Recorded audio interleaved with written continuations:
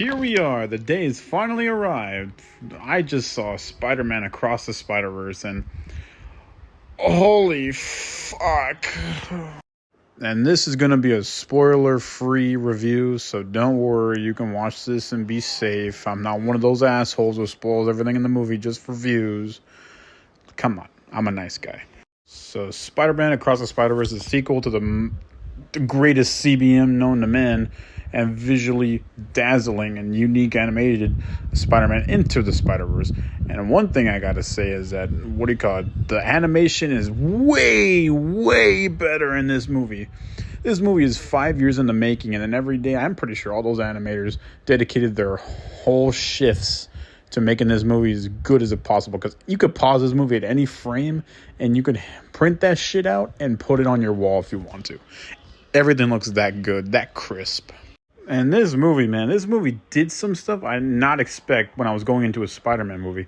But the calls it did make, those are pretty good calls. And they were made for some pretty interesting parts in the story. Because this story is very personal family story. And I did not expect that at all.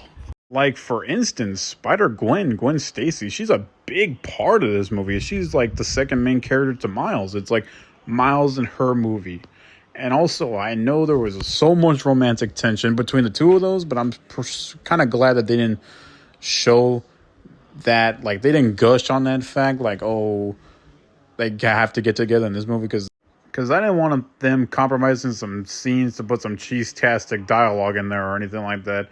No, it just let it build up naturally, and they're doing that, so that's pretty good.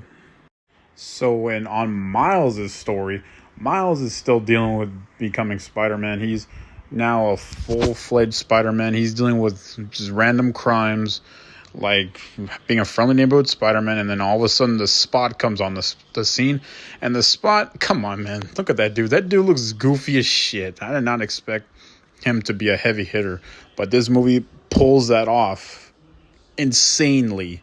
Like, now the Spot's probably one of the craziest villains ever. No, that they've taken him places that no one's ever taken him before. Because when you first see the Spot in this movie, he seems like freak of the week, like just some shitty villain you're gonna take down and he'll go to jail and never hear from him again. But no, this guy grows, and he grows more and more to become an even bigger problem to affect not just Miles' story, but everybody. Also, going into this, if you think this is going to be the Spider-Man cameo movie, somewhat, for the most part, but there's nothing like overarching, nothing to leave an impact or anything like that. You're mostly going to be finger pointing and head shit like Easter eggs. That's fine, and they have fun with that as much as they can, but this movie is a personal family drama featuring Spider-Man and Spider-Gwen. And they pulled it off pretty good. There's a lot of scenes in this movie where it has like a lot of emotional tension, and you can really feel the pain and sorrow or happiness or whatever emotion they're feeling in that scene. And you really feel that. It hits you. It hits you where you live. And that's pretty good. Especially in the scenes when Miles finds out about the Spider Society. Because when he finds out about the Spider Society, he's like, oh, these guys seem pretty cool. Why the fuck am I not on that team? I'm Spider-Man. I got powers. I got a suit. I got a clenched ass. Where's my invitation? And that's pretty crazy. Like, I'm not going to dive too deep into it. I'm going to be making a spoiler video because there's some shit I do want to talk about. But everything I want to talk about is spoiler territory, so you're not getting that today. And the soundtrack. The brand new soundtrack is used very well. It makes the scenes more emotional, makes it elevate, and it makes it lower at the same time. And it makes you always feel really good. Like, you're just vibing. This movie is a vibe, and it's so comfortable. It's so great. It's so sexy. Oh my God. Like, shit, I'm picking up that soundtrack. All the songs in this movie were great. And this is a movie this year where I have no complaints. I just wanted to keep on watching. But this movie does have one of those crazy cliffhangers where it's like, you don't expect it to end there, but it does. And you're like, what the fuck? I want more. Like, come back, Miles. I want to see you be Spider-Man some more. Finish that story. I guarantee you, when you leave the theater, you're going to be like, holy shit. That's how they ended it? I want the third movie now. Because I know I can't wait for the next movie.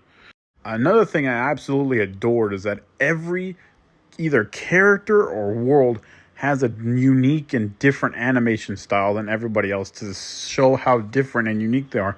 Like Spider-Punk and the Vulture, they both look very different, very great in their animated styles. Like I heard that someone say that Sony, I think, said that the Spider-Punk animation took 2 to 3 years alone. And fuck, that's commitment, man. Jeez.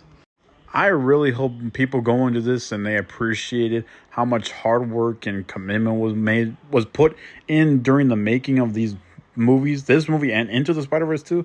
Because I feel like sometimes people sideline animation. They're like, that's just a fucking cartoon. I don't like cartoons. That's for babies. Like, no, this is a great ass movie, animated or not. It's a great movie, even though it's animated. It just happens to be animated. I appreciate it and I love it, and I'm a big fan of animation, and I'm 22 years old, and I still watch them cartoons because they're just great. I don't watch like fucking Teletubbies or anything anymore because I am older, but I'm just saying, like, new animated movies like this, even the Ninja Turtles movie that's coming out, they both look great in their animated ways. As long as they're for everyone and everyone can enjoy it. Like, this movie is animated, but everybody can enjoy it. If it's like pointed straight to kids in that kiddish, shitty kind of way, then no, I'm not gonna watch that. But if it's for everybody, that's really good at the same time, I'm gonna watch that. Like, I watched this and I happen to love it. That's what Puss in Boots was, and Puss in Boots was fucking awesome. That's all I can say in the vein of spoiler free. I just go watch the movie. You will not be sorry. And try to get some of that sweet, sweet merch that they have at AMC. If you're a fan of animation and Marvel, this is a no-brainer. Run, don't walk. Watch the movie. Especially if you're a Spider-Man fan like I am. A big one. And I love this. Jeez, I'm not even sure how to rate this. Like, I can give it a fuck yeah out of 10. But here, this video will show you how I feel.